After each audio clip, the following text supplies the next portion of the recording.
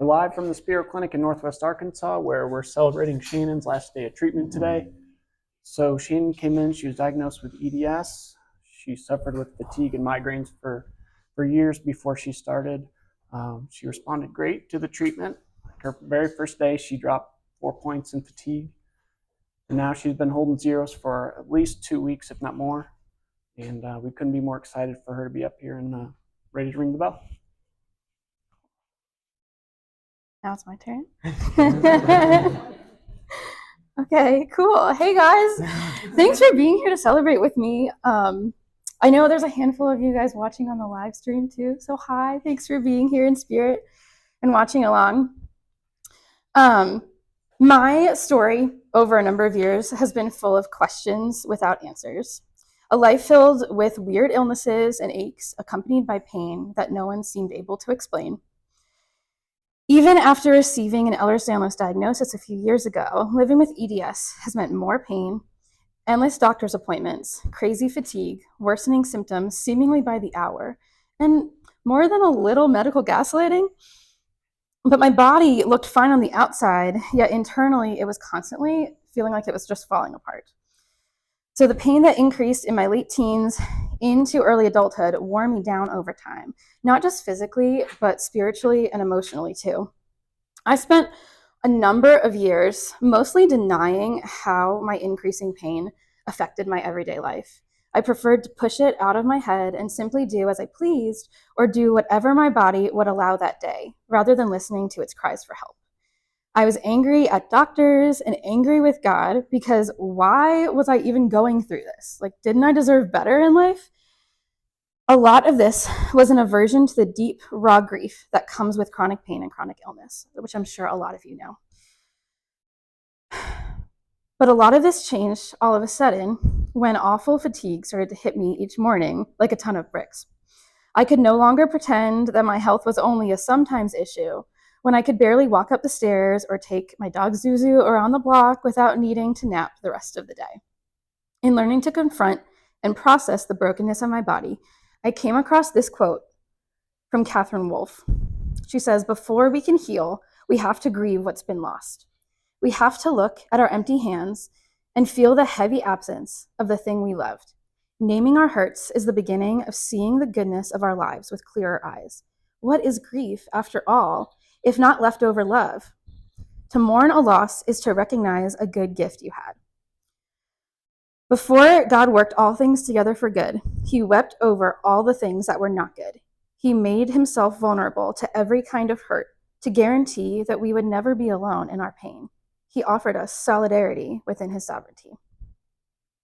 So once I was able to process through this idea and finally start confronting the hard things is when some real hope started to creep back into my life again, which led me to taking a chance here at Spero. Not because my hope was in the healing itself, but because my hope was in something more stable.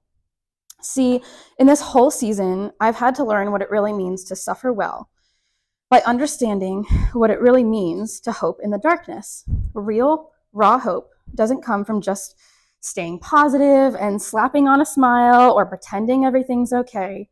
Hope comes when you're honest enough to grieve what's broken, yet you still dare to believe that there's joy on the other side of that grief. For me, that foundation of joy and hope have come from Jesus. He himself chose to enter into suffering. He willingly laid down his life for me and met me in my own despair, not by taking it all away, but by walking with me through it and revealing more of his goodness in the process. In his book, Walking with God Through Pain and Suffering, Reverend Tim Keller puts it like this. Look at Jesus. He was perfect, right? And yet he goes around crying all the time. He's always weeping, even called a man of sorrows. Do you know why? Because he's perfect.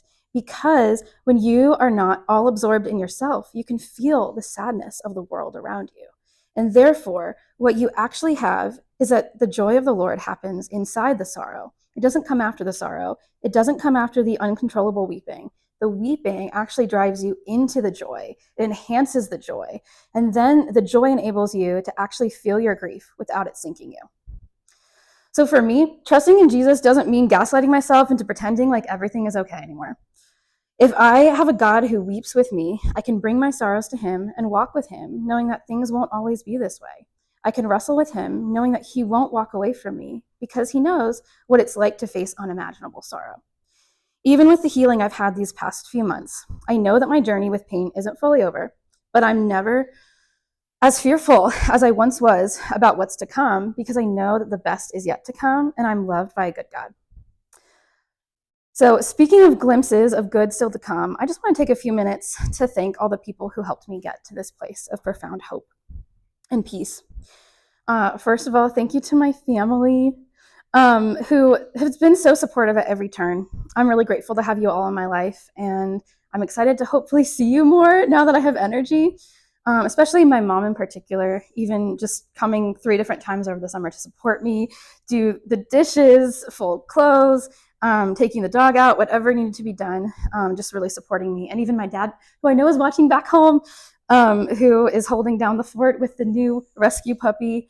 Thank you guys for being there for me always. To my dear friends from home, at Calvary, at work, on campus, and to the rest of my prayer team and friends, thank you for cheering me on from afar and being incredibly supportive in so many ways. Your notes, your gifts, your texts, and the love you've shown me have no doubt been integral in helping me get to this point.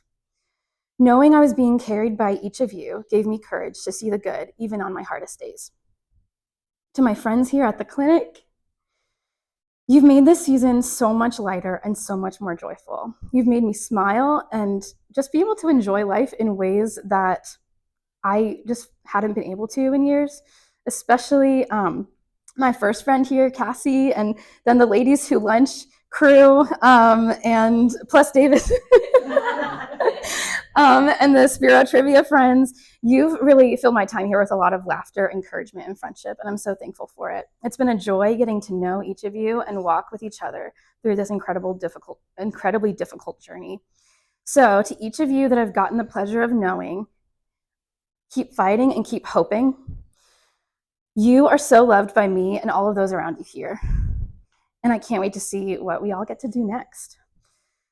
Oh, by the way, we also won trivia this week. So if you want a really great trivia crew, go hang out at the Puritan on Tuesday nights because you might win a gift card, and some new friends in the process. To Dr. V and the Spero staff, thank you so much for being a genuinely caring team. You're not just treating patients, but daily you're showing empathy and living out kindness in ways that are unmatched in the healthcare world. You've believed us, supported us, and given us hope in ways that go far beyond medical treatment. You guys are awesome. Thanks for loving on my puppy Zuzu so well too. She clearly loves you all, both patients and staff here at the clinic. And she won't know what to do next week when she doesn't come to the clinic with mom. Especially to Autumn. Thank you so much for your encouragement and persistence, for not letting me give up, and for making sure I got where I needed to be, even when it felt impossible. I'm honored to be your first official patient and first official grad. Spero is even better because you're here.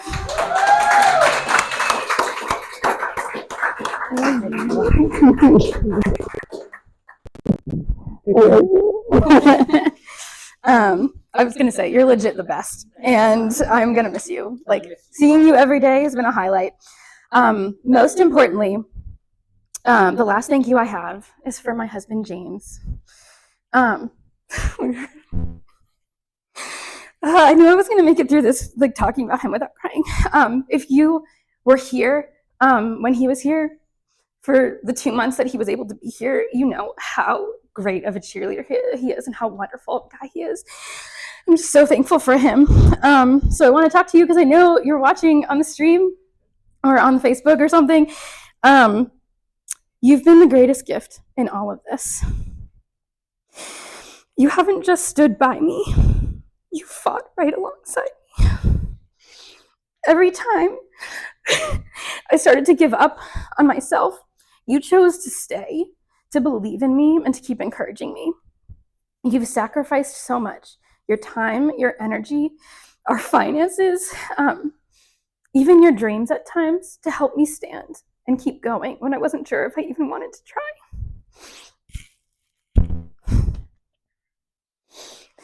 You've cheered me on when all I wanted to do was retreat to bed and quit. He heard many times, it's like, I just want to go to bed. I just want to go to bed. And instead, he just helped me press on. You have been steady and patient with me in so many ways. It's not lost on me how wonderful you are and how hard all of this has been for you. Yet you've met me with grace that I couldn't even give myself.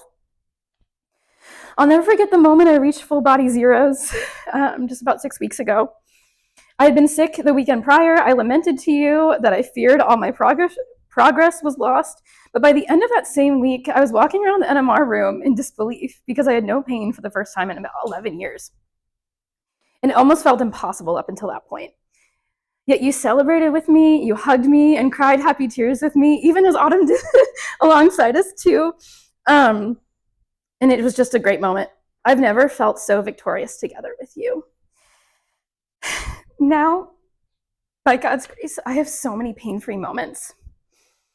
Babe, you've supported me through everything, and your sacrificial love has reminded me so much of Jesus himself.